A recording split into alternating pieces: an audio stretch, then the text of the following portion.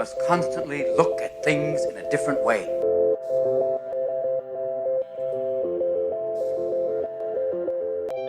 The Healthcare Education Transformation Podcast was created by two physical therapists out of the desire to learn more about the different educational roles in physical therapy and healthcare, and how healthcare education works by talking with educational leaders and people with different perspectives within physical therapy and across interdisciplinary lines on how education can be improved to disrupt the status quo of healthcare education.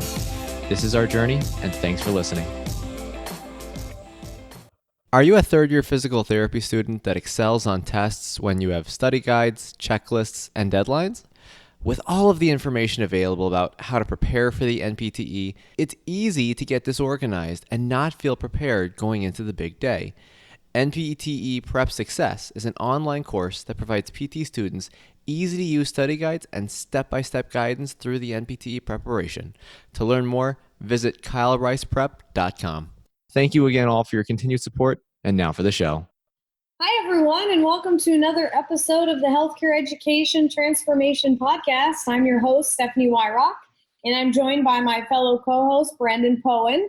Unfortunately, F. Scott Field is unable to join us for this episode, but we are very excited to be chatting with Dr. Susie Deusinger, who is a professor emeritus at Washington University School of Medicine, along with being a Catherine Worthingham Fellow of the APTA. Dr. Deusinger retired in July 2014 after 36 years at WashU, and we're excited to chat with her to hear more about her perspective on being an educator and a DPT program director.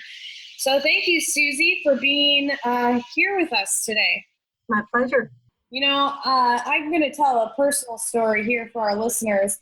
I remember the first day so Susie was the director of WashU when I started PT school there, and I still remember the first day of orientation when I went up to you, Susie, and introduced myself, and you had remembered everything about my DPT application. I couldn't believe it. You had remembered that I had played the saxophone at the Alamo Dome. I was just blown away by that. 4,000 people you played it for. Yeah. So, I mean, even to this day, you can still remember. So that is just great. For our listeners who haven't perhaps heard of you, do you think you can tell them about your journey and how you got into academia and what you've done throughout your career? Sure. It was a wonderful journey that was not originally dedicated to becoming an academic. So I entered physical therapy 50 years ago today and was absolutely committed to being a clinician for life.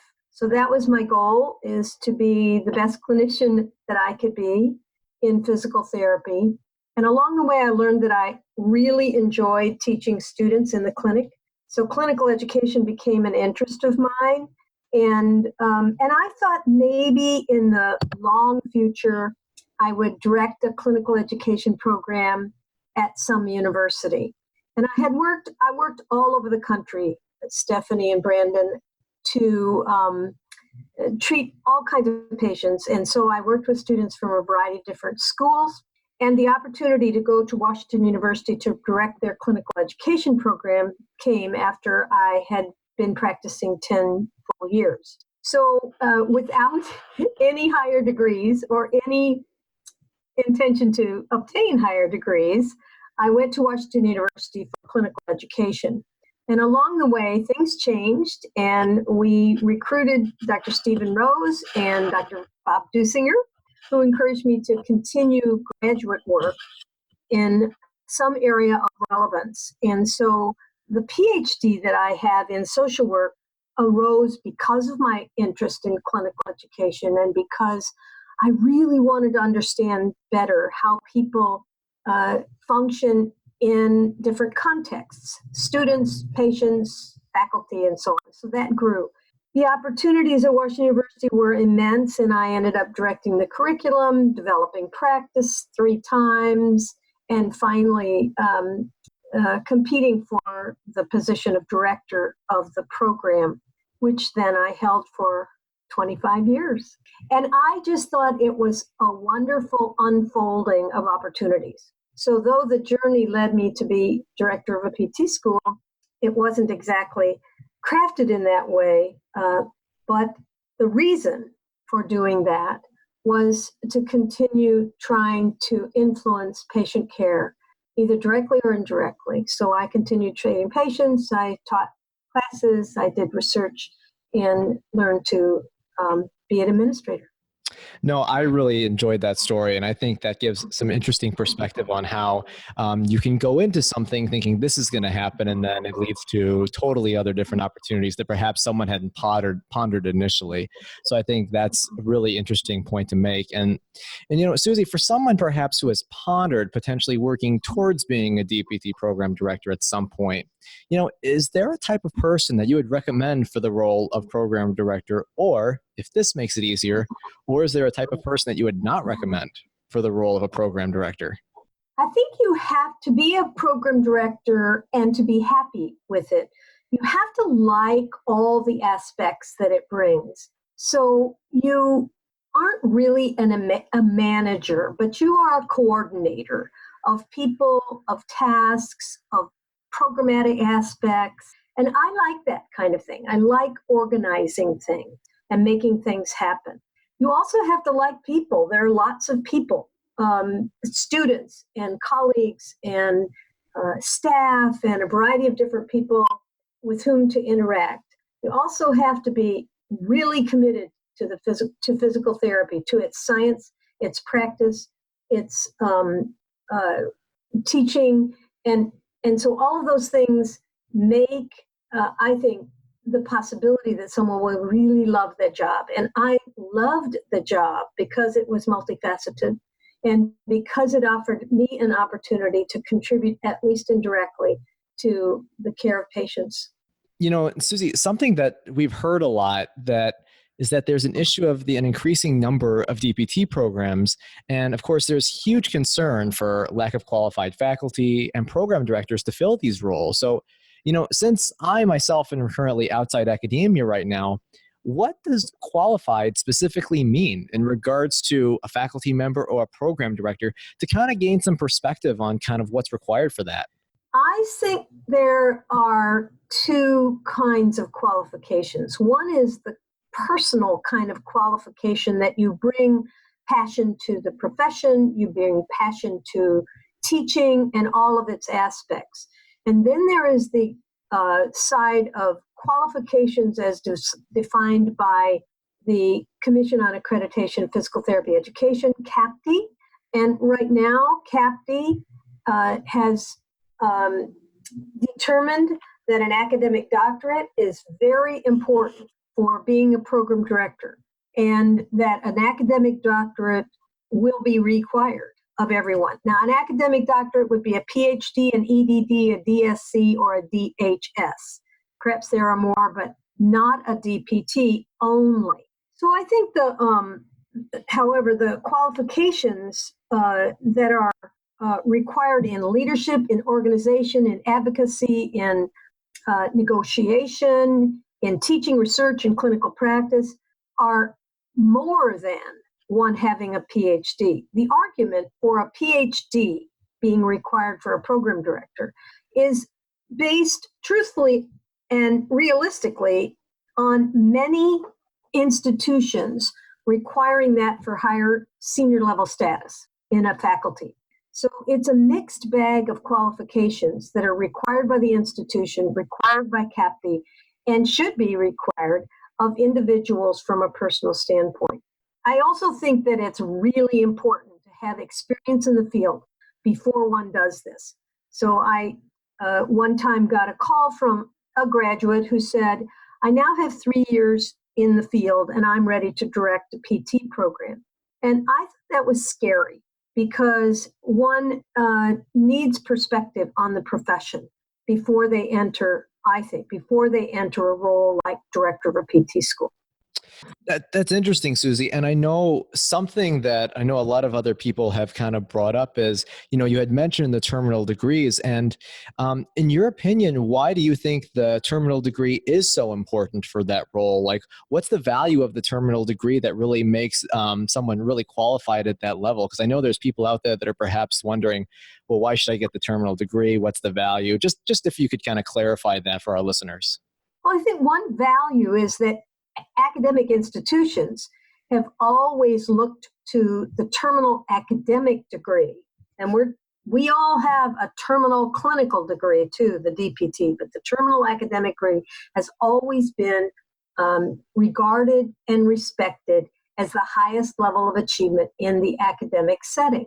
So that's one reason, is to make yourself competitive. I don't think that necessarily brings the level of leadership training that we all need to be able to function well in that job. But it does put the first level of qualification as is defined by academic institutions. And we want those people to be competitive in the academic institutions so that they can rise to senior status, so they can function as full members of the academic community.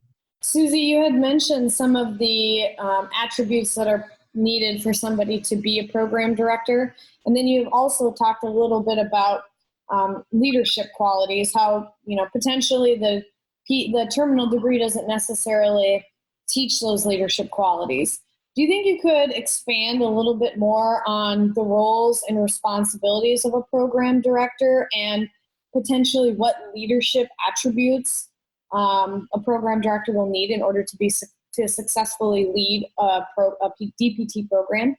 Well, diligence and persistence are very important. So in physical therapy, we are still, in my view, pursuing full academic visibility and status within colleges and universities. So in medical schools, for example, most of them started with medicine as their key component and added professions like physical therapy, occupational therapy, speech therapy, and so on.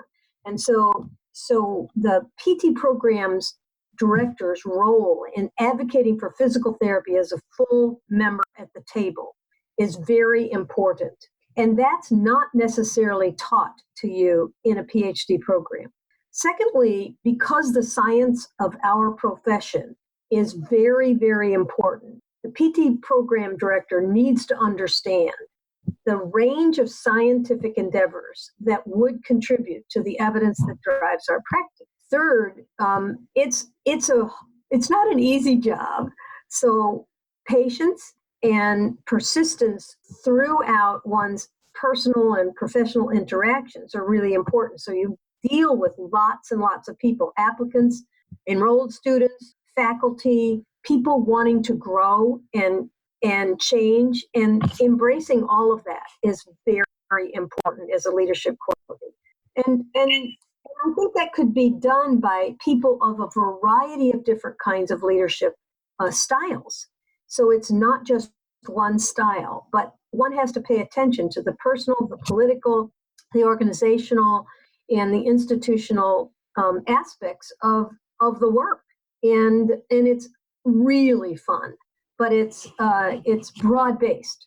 So I remember your retirement party very well, Susie, and how everybody talked about how you were able to, how you brought our PT program at WashU to the negotiating table. You were very persistent. You pushed for what was right for our program, what was best for our program. And as somebody that's surrounded by a bunch of physicians and other high-powered individuals within an academic institution, tell us a little bit about your experience in those meetings and how you were able to be at that negotiating table and leverage some of the attributes of the program to get what you thought was best for the students. It was a long journey, Stephanie, and it took, I think, a good long commitment to swim up the streams that we're required to swim to get physical therapy be recognized as an integral part of the university. So first of all, many medical schools, not only Washington University, are primarily male, filled with male faculty.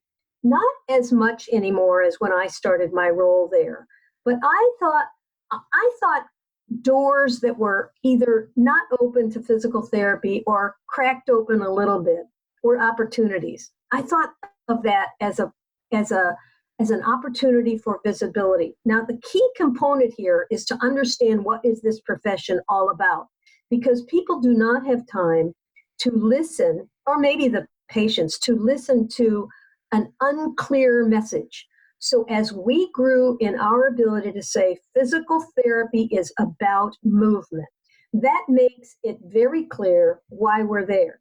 So I was dedicated to trying to help people understand physical therapy, why physical therapy is important for our patients, why it's important for health, in fact, critical for health and longevity and functional independence.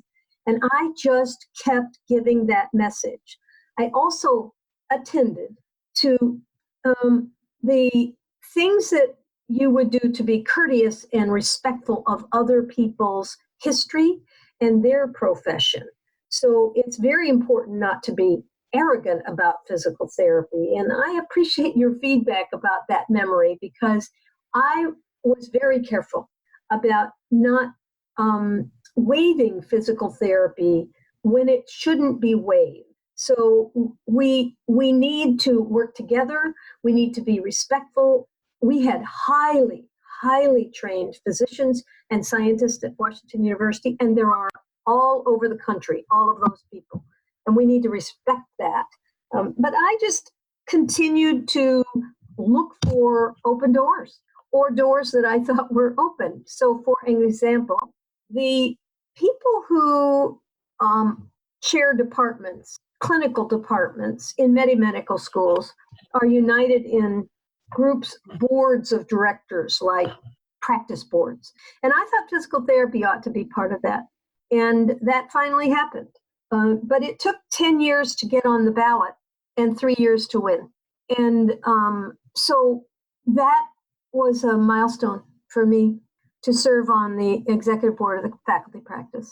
And but some things we haven't achieved yet at that or other institutions. And I think you have to look for doors. I looked for those doors at the chancellor's level. I looked at those doors at the provost levels, and I looked for those doors at other department levels to see that physical therapy was represented. And it wasn't only me, so that there was many times where someone else in the faculty was a better representative of physical therapy or the science thereof than I. I think that's a really powerful story, especially with going through kind of all the barriers that existed at that time, but then also how you said you were kind of looking for open doors, made your message kind of tailored so that people could understand, kind of bringing it up so it's relevant in the relevant situations for physical therapy, but then also being persistent. And it took some time for that to happen, but I think that's a very, very strong message for, I think, all clinicians and faculty to hear, that change is possible with things. We just have to kind of get at the right angle and be consistent with it. And I think that's really important. And, you know, Susie, of course, going back to the responsibilities and things that a program director would have to normally do, be honest, it sounds like it's quite a lot. And it seems like at times it could be rather overwhelming. So, you know, with your experience being in that role, what would you recommend to either a newer program director, or perhaps a program director who is currently struggling with really balancing all these responsibilities throughout the day? I think two major recommendations. One is have a network of people that with whom you can talk. So there are people, there are really capable people all over this country. And I think we ought to feel the privilege, feel the confidence to call them up and say, I am really struggling with X, whatever it is. Recruitment of faculty, management of a student problems, and don't forget that students are a daily joy in a program director's job, but also their issues can be quite stressful to the program director as well as, for sure, the student. So having a network of people inside the institution and outside the institution is very, very important. The other thing is that I think we need to have resilience and stamina. So stamina is really important. You can't be sick on the job. You don't have to be unemotional. I was known for that, but for being a bit emotional, a bit happy, a bit sad if that was indicated, but stamina is very important. And I went to 3 very important leadership training experiences during the early part of my work at Washington University, really before I became director. One was at Harvard, and Harvard's program on negotiation, conflict resolution and negotiation, was really an outstanding learning experience and gave me perspective about the fact that people in other professions struggle also with these leadership responsibilities. And the second 2 experiences that I had were with the American Association of Medical Colleges, AAMC, and they conduct programs for senior women in medicine and for chairs and associate deans and people like that. And again, the issues of budgeting, the issues of faculty development, the issues of admissions, the issues of all kinds of things are brought up at those forums. And I found that helpful too. What would you say that the pros are? I mean, you mentioned that working with students has been a joy as a program director, but what are the pros of working as a DPT program director? I loved thinking, at least, that I was helping people grow. And you can generalize this all right down to the clinical practice. When you're a clinician, I feel like I'm helping a patient grow into a healthier state, a student growing toward a career that they have chosen. And in fact, very few, but a few people need to grow into a different profession. But that's a privilege as well. And new faculty want to grow in their scientific career, in their teaching career, in their academic identity. And I felt like the biggest privilege was helping people grow. And in response, I got to grow. So that was the biggest privilege. The other really positive thing about this job is you get to do a lot of different things, a lot of new things. It's scary, but it's really a privilege to see, well, yes, I could learn the business of alumni development, learn the business of finance, learn the business of what a provost does and what all of those people that run an academic institution does. So new things was a big benefit to being a program director. Nice. I think those are 2 really solid pros of that. Again, with being able to learn many new things on the job, but also helping students, faculty, and frankly, a lot of people grow. And then therefore you're growing is definitely some very strong pros to that. But I got to be honest here, on this show, we like to play devil's advocate from time to time. So I got to ask this one here is, what are the cons and the unpopular aspects of working as a DPT program director? I think if you want to see people happy, and that's maybe a characteristic, maybe a strength, maybe a flaw of mine, they're not going to be happy all the day. And so it's a stressful environment. You know, all of us know from going through PT school that it's not easy. So therefore, dealing with the stresses that people feel are, I don't know if it's a con, Brandon, but it's a stressor. The finances of education are stressful, and they are especially stressful to students who are incurring huge debt to go to school. Now, I'm hoping that we can help some of that in the future, but it's expensive to go to school, and students feel that, and therefore I felt it on their behalf. I think it's also, some days, it's a disadvantage to have so many things to do at once, and so many things to accomplish. So it requires you to organize and systematize your life, your working life. So I don't know whether that's the answer to your question, but some of the interpersonal stresses were hard because you want I wanted everybody to love physical therapy and to love the program. I wanted to create a happy environment. And I'm only laughing because it can't be happy all the time, but I sure tried. So con would be if people weren't happy. And I think also if you're looking for personal recognition, and I don't know that this bothered me too much, but helping people grow means that they will get the recognition that perhaps you helped them build. But that was never a con to me. It was a facet. It was a characteristic. I think that's a really interesting way to look at it, especially with breaking it up into stressors. And one of them that you have said, of course, involves students with their financial stressors and such. And normally our last question that we always ask is involving if someone could change one aspect of healthcare education, which aspect would it be? And the number one response that we have gotten has been the cost of education. So kind of with that being said, and you mentioning the financial stressors of students, how do you honestly see that solution? Like, how do you see the resolution of that problem being achieved in the near future from an academic standpoint? Well, I want to make sure that this answer doesn't blame anybody because it's a condition, let's say. The first thing is that students need to have financial literacy before they come to school.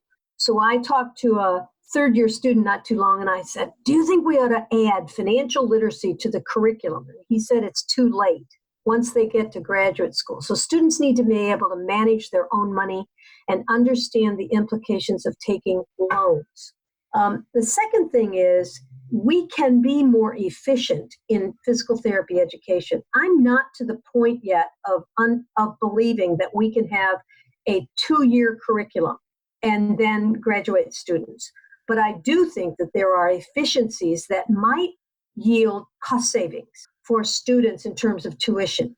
I also think we ought to be very, very careful at helping students not travel too much.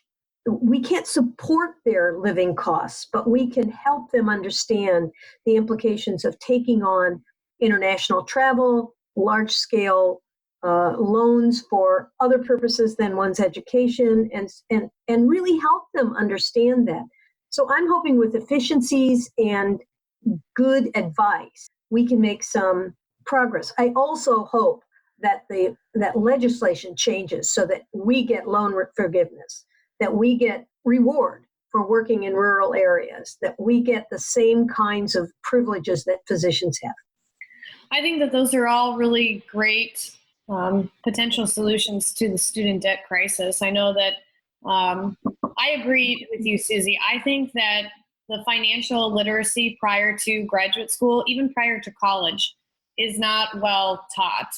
And I think that that's definitely a family thing. Your parents have to teach you that. And if they don't, or you don't learn it from somebody else, you're going to go to college and be like, ooh, free money. I mean, that's how I was. So I totally appreciate you saying that. You had mentioned a lot of previously about how, not one leadership style is the best style to be a program director.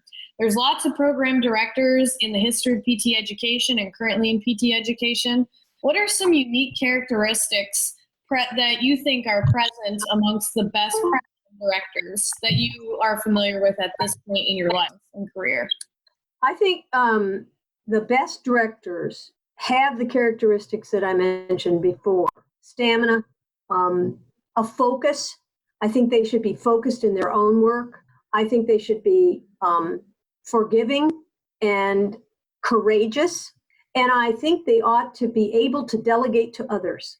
So there are so many of us, and this happens in physical therapy across all aspects, who don't know how to delegate to others, do not know how to work with staff, do not know how to work with physical therapist assistants, do not know how to trust other people to make decisions. And if you don't do that, then you're going to have too much work. And those are personal characteristics, but I think we already talked about the academic characteristics and the experience and all of that. But if we don't trust other people to work with us, then it will be too much. Yeah, I agree with that. I think that delegation is a skill that one needs to develop not just as a program director, but even as a clinician. I mean, we can't do it all ourselves. Susie, we recently had Jody and Ann on a few months ago to talk about the Educational Leadership Institute, or the ELI for short, fellowship program. And, for our listeners who perhaps have heard of this program, or even those that perhaps have not heard of this program, what are your thoughts on the ELI program to develop top-notch program directors? Well, interestingly, I serve on the ELI work group, and it's a volunteer group, appointment for a 3-year term that manages the curriculum of ELI, the admissions of ELI, and selection of instructors. So this is my 3rd year to be part of the ELI program in that regard.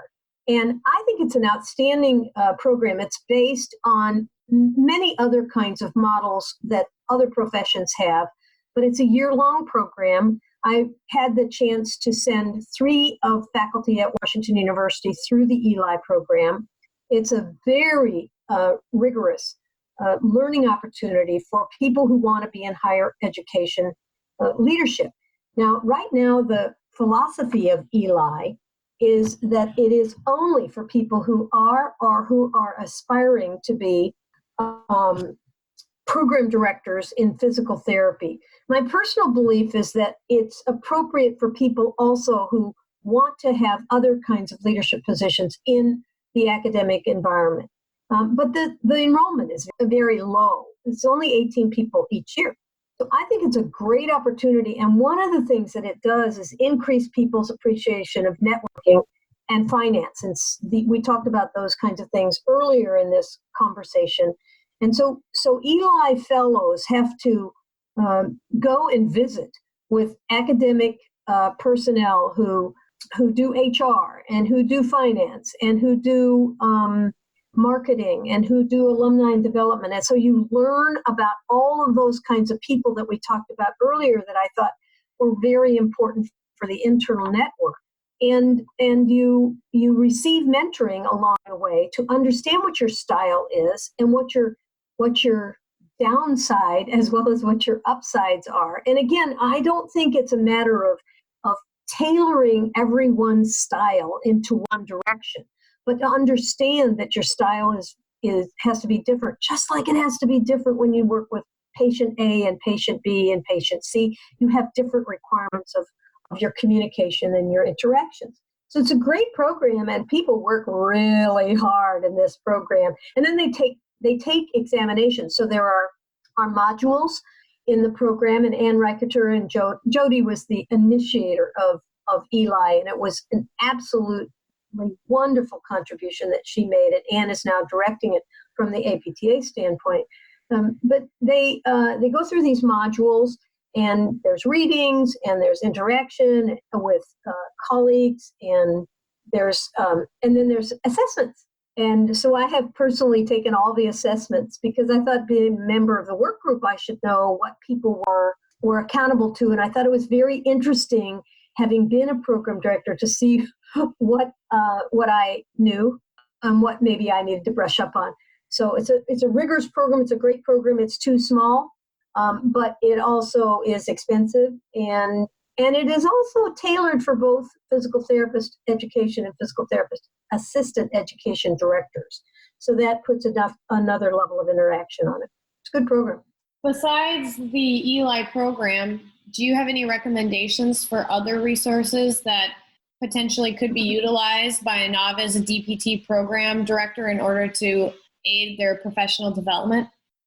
Well, as I said, I went through the Harvard program on negotiation and conflict resolution, and I would highly recommend that. I still read their posts, and they are relevant to working in a professional environment and being able to negotiate your way in a variety of environments and problems with working with problems. The second thing is AAMC has multiple opportunities for not just physicians, but others.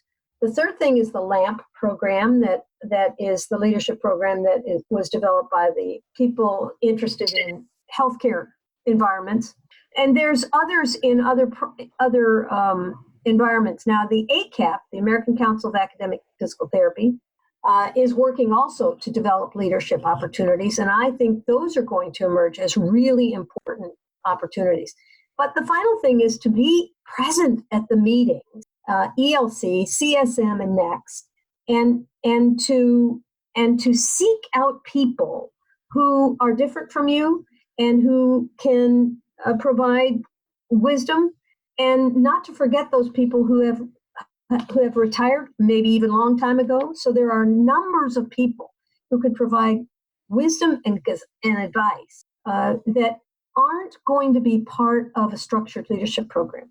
And we ought to be sitting down with those people at meetings and just joining them for coffee. And it sounds like an unstructured way to learn, but it is always surprising to me what we learn when we sit down with people and say, hey, tell me about your career, or tell me what your biggest challenge was in being a scientist, or in being a practitioner, or being an academic program director.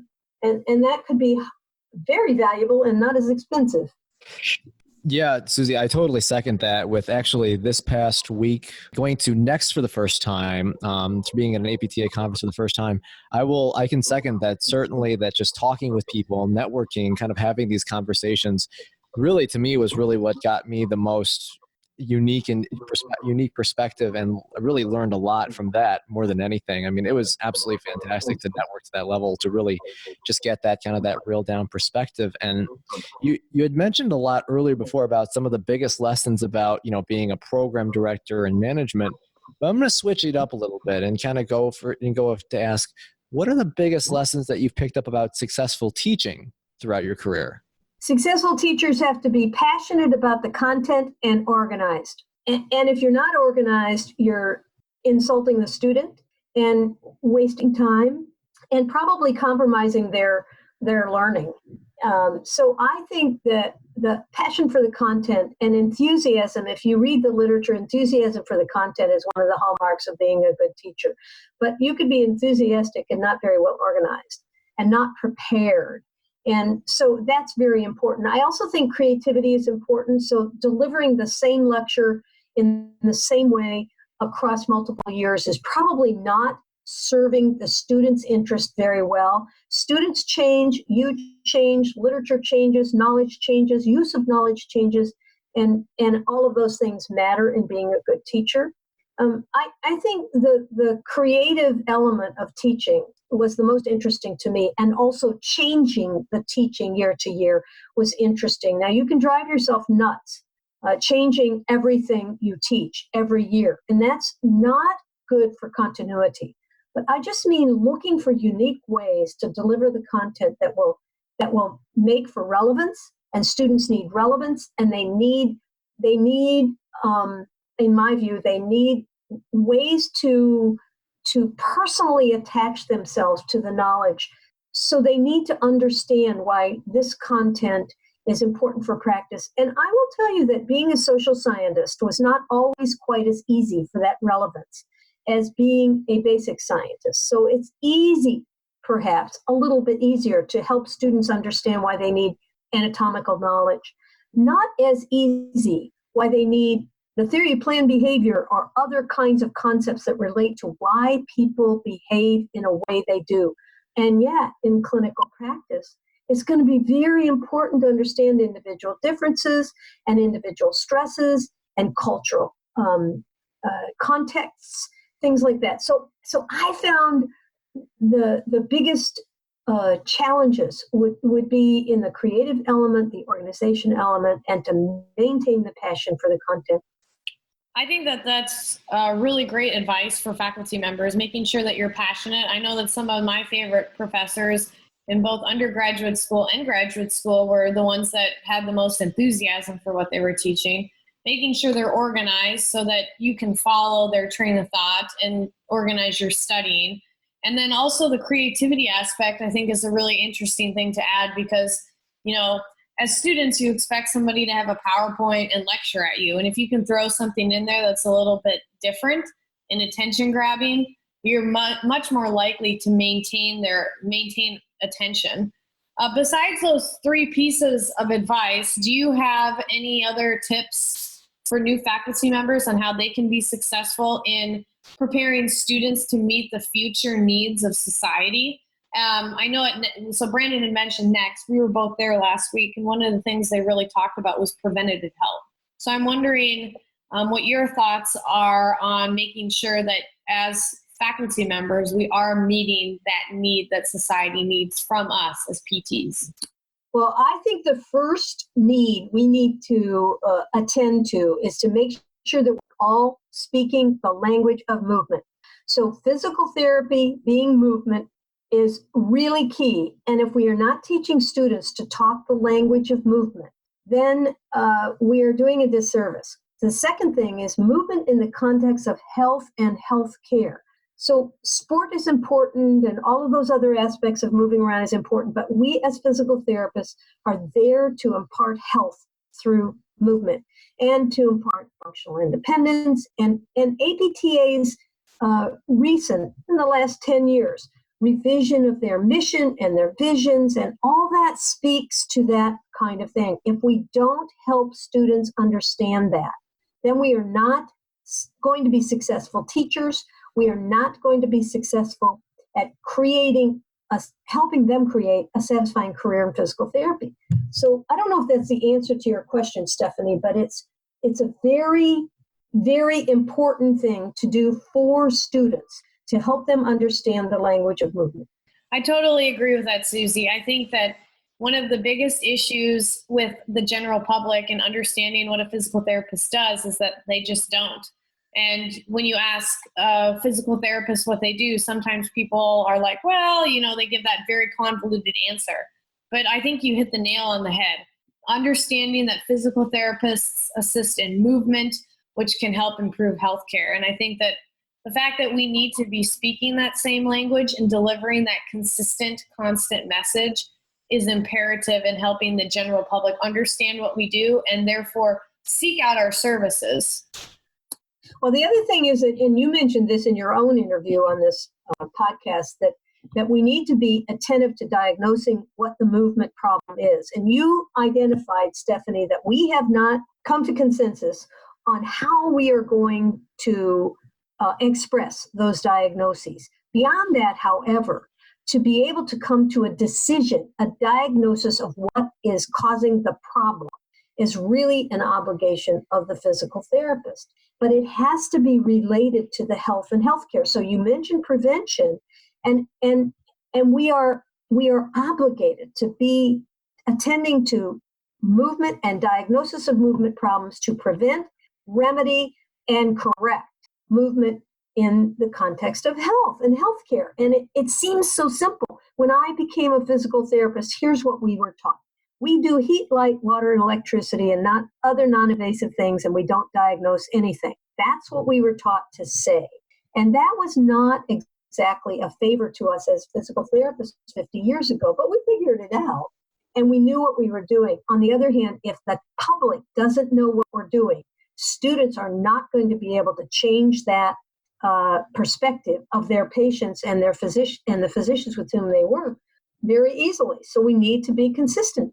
And that speaks to the effort currently to reduce unwarranted variation. And in my view, the first level of reducing unwarranted variation in practice is to speak the language of movement.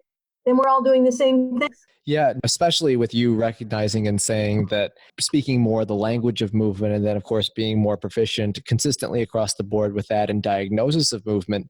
But something we haven't talked about yet is realizing that there are requirements that have to be met for faculty programs and PT programs, involving CAPT and passing the NPTE.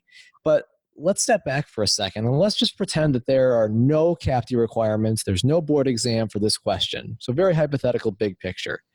If you could create a DPT curriculum, clinical education model, and post-professional path, and the sky is the limit without having to worry about any of those barriers, what would your ideal DPT program look like?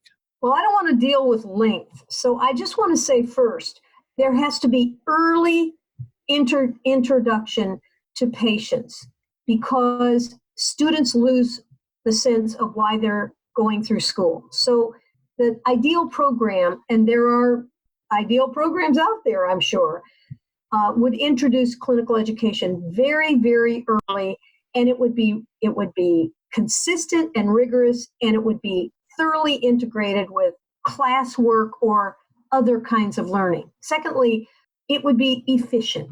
So we would stop spending hours and hours learning things like ultrasound or application of things that are technical. And I am not diminishing the idea that we have technical skills, but those can be learned in a variety of different ways. Third, I would not have clinical instructors be responsible for direct observation and rating of student performance.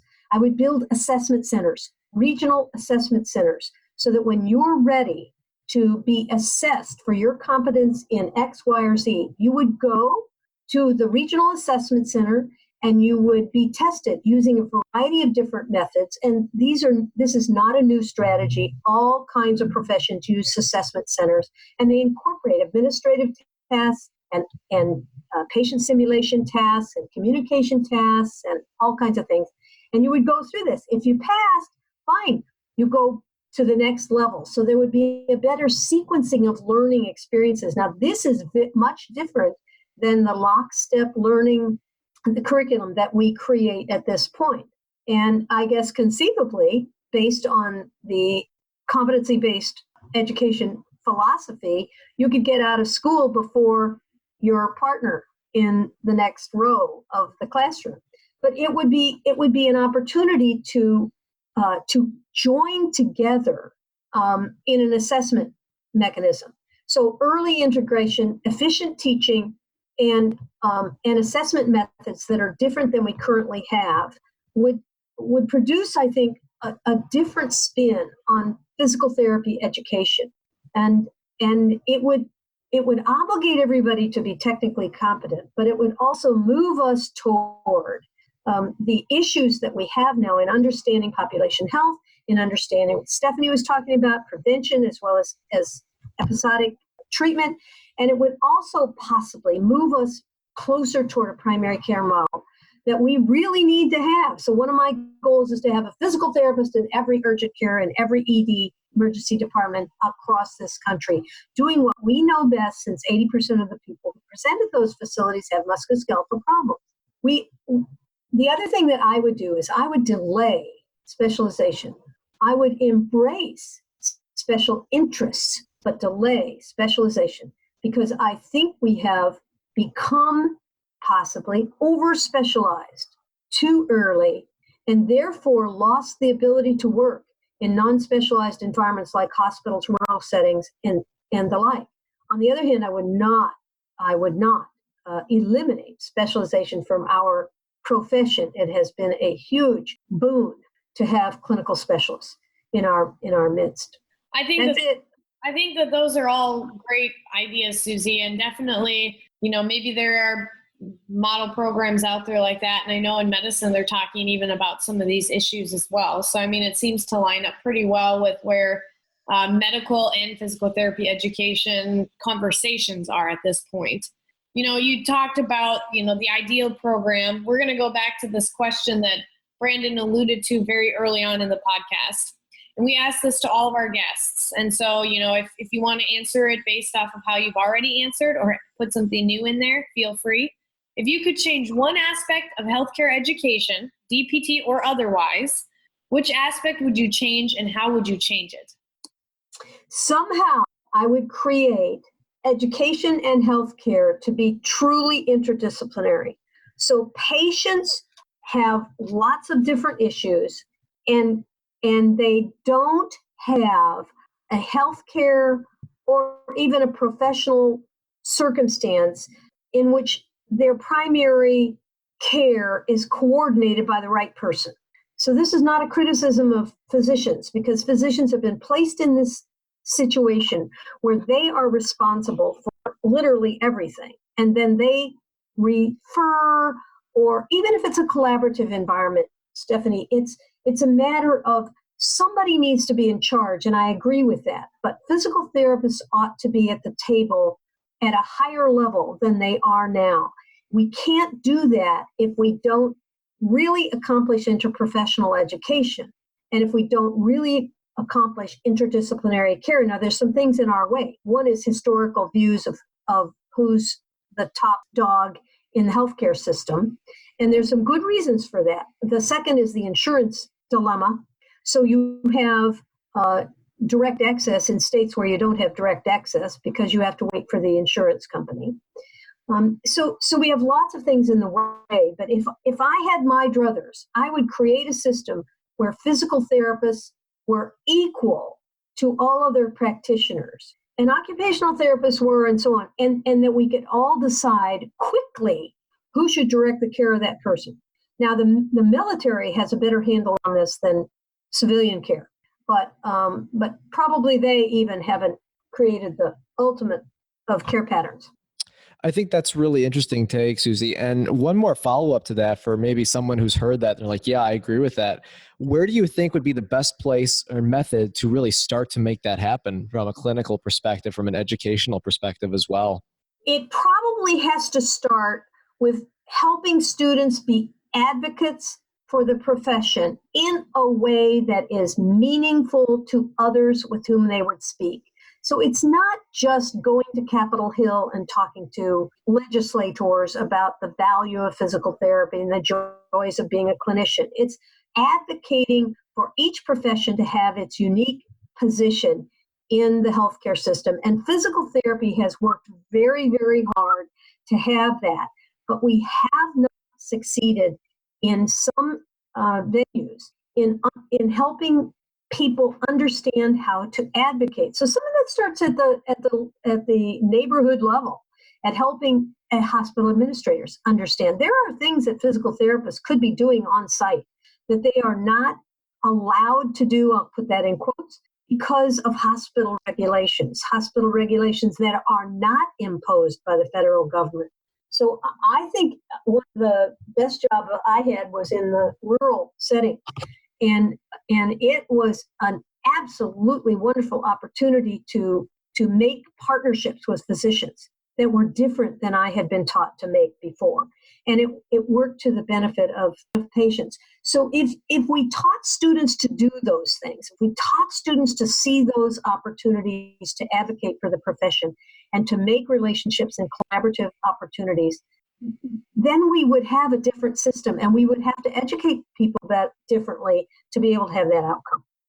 Yeah, and I think even to add on one extra layer to that is also maybe considering candidacy for a potential faculty member as well, someone who is also involved to that level to kind of serve as a role model for those students.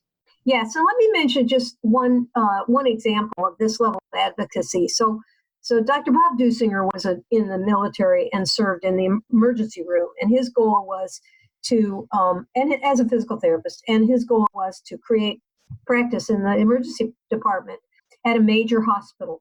And he, and with some help from me, did that. And the impact was to really understand what people present in major ED practice, how physicians are desperate for assistance in managing things that they don't uniquely understand, as well as we are desperate for understanding their roles in managing major wounds, major heart attacks, major injuries, and so on. And so it was a perfect opportunity to see how people could work together and to see how you would have to change education to be able to accomplish that. Yeah, I think that is a really good example of that. And I think, honestly, this whole discussion that we've talked with today has been very enlightening. And I've definitely learned a lot from this. And I really hope that, of course, other students, clinicians, and even faculty members, or even program directors for that matter, have gotten some good stuff as well, because I think there's definitely been a lot of good suggestions in terms of how to improve education, but also how to really succeed as a program director and faculty member that I think really we should take note on. And, and Susie, say that perhaps someone has a question for you regarding what we've talked about or anything else for that matter. Where can people follow up with you online if they want to kind of reach out for a question? Email's good. And so my email is public, and I'm on LinkedIn, but I will tell you that I'm not communicating, just being visible and watching other people's careers. And I have deactivated from Facebook. So email's good. Email is good. And for those of you guys who are curious, we will have that email in the show notes for you have it more convenient. But Susie, thank you so much for the time, the service and dedication to the profession. It's truly been an honor to have you on. And thank you, Susie, for changing my life and helping me become a great physical therapist. I mean, a lot of the reason that I'm where I am today is because of your leadership at WashU. So thank you. Well, you're so kind to say that, Stephanie. It was delightful to meet both of you and to know you, Stephanie, and see you grow. Access to healthcare is one of the largest issues facing both providers and patients, as millions of people worldwide lack timely and affordable access to healthcare. Anywhere Healthcare, a telehealth platform, is a simple, low-cost option for providers and patients that eliminates the barriers to access to all kinds of healthcare. To find out more, check out anywhere.healthcare, which is available on our show notes. And if you use the code HET in all caps when you email to sign up, you'll save 25% off the total cost. Thank you for attending class today, and we hope that you learned something and gained value from the content. If you'd like to schedule office hours with us, feel free to add us on Twitter at HET Podcast, on Instagram, HET Podcast, on Facebook, the Healthcare Education Transformation Podcast, and the homepage, healthcareeducationtransformationpodcast.com. And for those of you following along in the syllabus, extra credit can be obtained by liking us, sharing us, and leaving a review. Let's continue our journey up Mount Educational Success as lifelong learners.